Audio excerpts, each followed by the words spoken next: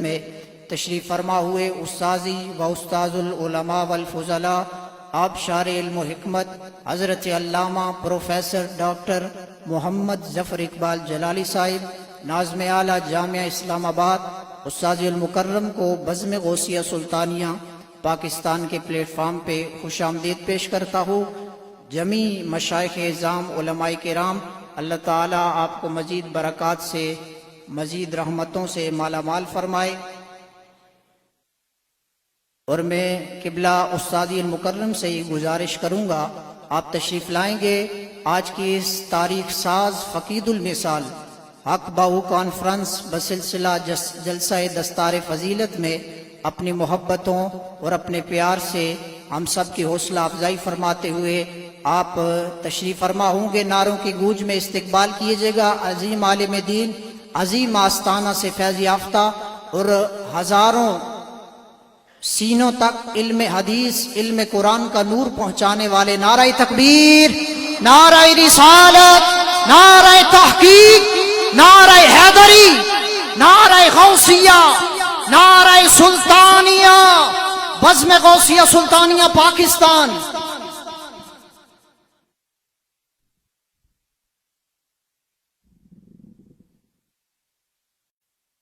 نحمده ونصلي ونسلم على رسوله الكريم اما بعد فاعوذ بالله من الشيطان الرجيم بسم الله الرحمن الرحيم وقل رب زدني علما صدق الله العظيم الصلاة والسلام عليك يا سيدي يا رسول الله وعلى آلك وأصحابك يا سيدي يا حبيب الله الصلاة والسلام عليك يا سيدي يا شفيع المذنبين وعلى آلك وأصحابك يا سيدي يا رحمة للعالمين۔ بعد حمد و ثنا سٹیج پر جلوہ فروز قابل قدر شخصیات، معزز و محترم مشائخ اعظام علماء کرام، تمام غلامان مصطفیٰ صلی اللہ علیہ وآلہ وسلم، بالخصوص آج کی عظیم الشان فقید المثال تاریخ ساز کانفرنس کے روح رواں شہزادہ حضرت سلطان باہو رحمۃ اللہ علیہ، پیر طریقت راہبر شریعت حضرت علامہ صاحبزادہ پیر محمد ندیم سلطان سروری قادری صاحب، سربراہ بزم غوثیہ سلطانیہ پاکستان، آپ کا میں شکر گزار ہوں۔ آج کی اس خوبصورت پاکیزہ کانفرنس میں بندہ ناچیز کو بھی حاضری کی دعوت دی۔ اللہ تبارک و تعالی اس کانفرنس کے دور رس نتائج و ثمرات سے پوری ملت اسلامیہ کو فیض یاب فرمائے۔ یقیناً اس طرح کی تقریبات، اس طرح کی کانفرنسز جو ہیں، اس کے لیے بہت زیادہ محنت اور جہد مسلسل کی ضرورت ہوتی ہے، جو قبلہ حضرت پیر صاحب دامت برکاتہم العالیہ کے تربیت یافتہ ہونہار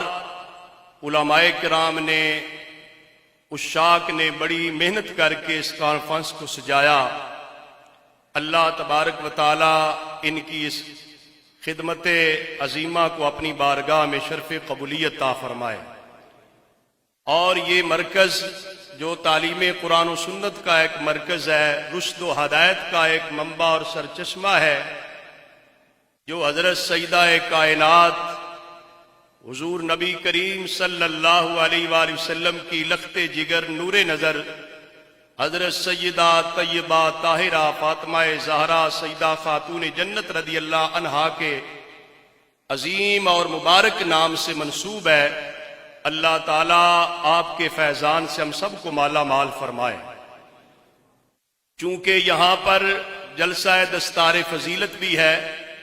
تو جلسہ دستار فضیلت کا مطلب یہ ہوتا ہے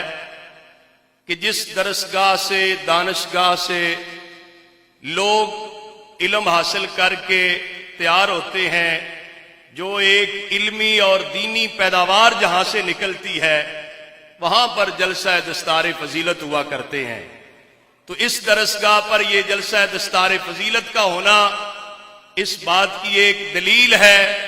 کہ یہاں پر قال اللہ تعالی قال رسول اللہ صلی اللہ علیہ وآلہ وسلم کی باقاعدہ طور پر کلاسز ہیں، نشستیں ہیں، تعلیم گاہ ہے جہاں سے لوگ فیض یاب ہو رہے ہیں۔ تو میں جملہ ان حفاظ کرام خوش نصیب افراد جنہیں دستار فضیلت سے نوازا جائے گا، انہیں اور ان کے اساتذہ، سٹاف ممبران اور ان کے والدین سب کو مبارکباد بھی پیش کرتا ہوں، اس دعا کے ساتھ کہ اللہ تبارک و تعالی یہ علم و معرفت کا جو مرکز ہے، اس کو اللہ تبارک و تعالی چار چاند لگائے، مزید اس میں برکتیں، رونقیں پیدا کریں۔ جو اہل سنت و جماعت کی ایک بنیادی ضرورت ہے کہ پڑھے لکھے لوگ، باشعور لوگ، علم و حکمت سے آراستہ و پیراستہ لوگ معاشرے کی ایک بنیادی ضرورت ہے۔ یہ دینی مدارس، یہ جامعات، ان کی حیثیت ایک پاور ہاؤس کی حیثیت ہوتی ہے۔ پاور ہاؤس سے بجلی اور توانائی سپلائی ہوتی ہے تو یہ لائٹ جلتی ہے، روشنی ہوتی ہے، علاقے جگمگا جاتے ہیں۔ ایسے ہی اسلامی سوسائٹی میں، دینی اسلامی معاشرے میں دینی مدارس کی حیثیت بھی ایک پاور ہاؤس کی حیثیت ہے۔ یہاں سے علم دین پڑھ کر، نور دین کو حاصل کر کے علماء، حفاظ، قراء تیار ہو کے جاتے ہیں، معاشرے کو نور اسلام سے منور و روشن کر دیتے ہیں۔ اس وجہ سے توجہ دینے کی ضرورت ہے کہ دینی مدارس و جامعات کا وجود ایک اسلامی سٹیٹ کے لیے، ایک اسلامی سوسائٹی کے لیے از حد ضروری ہے۔ آپ سمجھتے ہیں بجلی نہ ہو تو کوئی کاروبار نہیں چلتا، ملیں، فیکٹریاں بند ہو جاتی ہیں، بجلی سے کتنی آگے ہماری دنیاوی ضرورتیں پوری ہوتی ہیں۔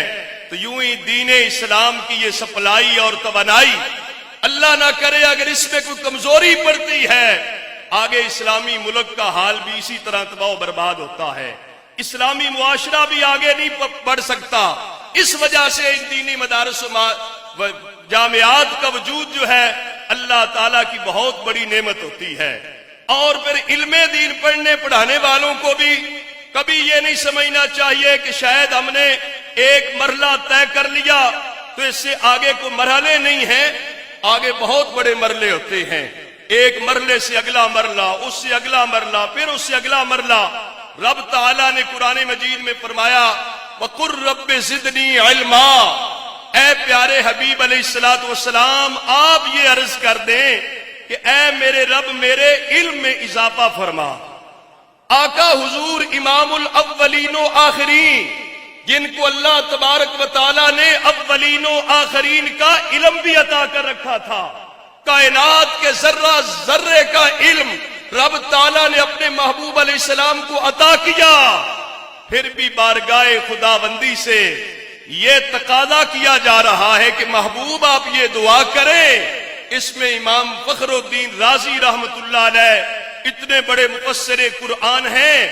آپ فرماتے ہیں کہ رب تعالیٰ نے تو حضور علیہ السلام کو کائنات کی نعمتوں سے مالا مال کیا،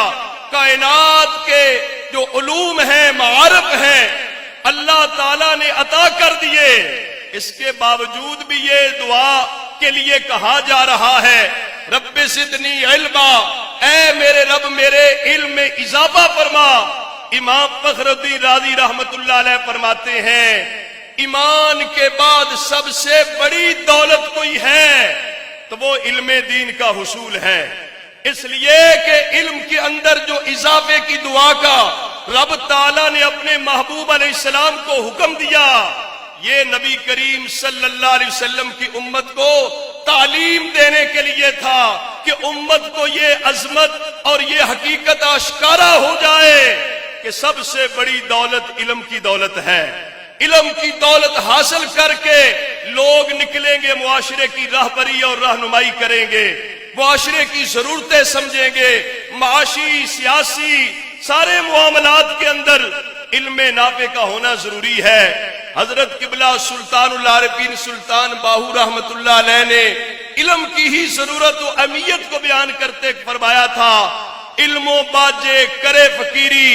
کافر مرے دیوانہ ہوں۔ صوفیاء کرام کے کلام کے اندر تو جو معنویت ہوتی ہے وہ ہم جیسے گناہگاروں کی تو کسی بات کے اندر کوئی وزن نہیں ہوتا، ان کی تو نگاہ ولایت سارے مشاہدات مکاشفات سامنے رکھ کر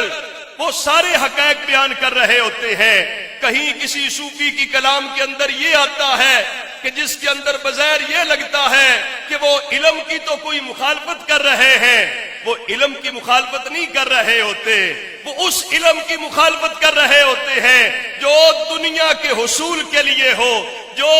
حوث زر حوث دولت میں علم حاصل کیا جائے، جس علم کو حاصل کر کے محض دنیا بٹورنا مقصود ہوتا ہے، اس کے اندر تو شریعت کے تقاضے پورے نہیں ہوتے۔